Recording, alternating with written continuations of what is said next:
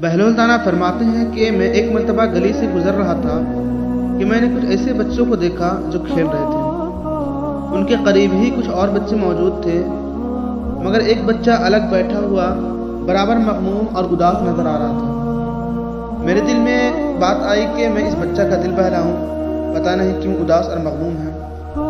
چنانچہ میں نے اس سے پوچھا، بیٹا تمہیں کیا ہوا، تم ان کے ساتھ کیوں نہیں کھیلتے؟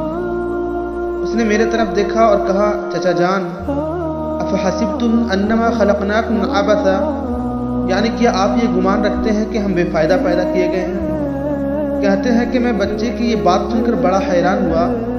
چنانچہ میں نے اس سے پوچھا، بیٹا تم ابھی چھوٹے ہو، تمہیں ابھی سے اتنا فکر مند ہونے کی کیا ضرورت ہے؟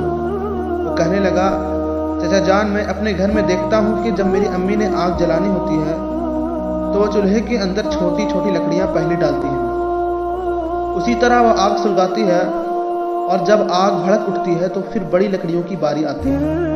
چچا جان، جب میں یہ منظر دیکھتا ہوں تو مجھے قیامت کا دن یاد آ جاتا ہے۔ ایسا نہ ہو کہ اللہ تبارک و تعالی جہنم کی آگ سلگانے کے لیے چھوٹے چھوٹے بچوں کو پہلے ڈالیں، اور جب آگ بھڑک جائے تو بڑے بڑے انسانوں کی باری بعد میں آئے۔ اللہ اکبر۔ یہ واقعہ امام زین العابدین کی بچپن کا ہے۔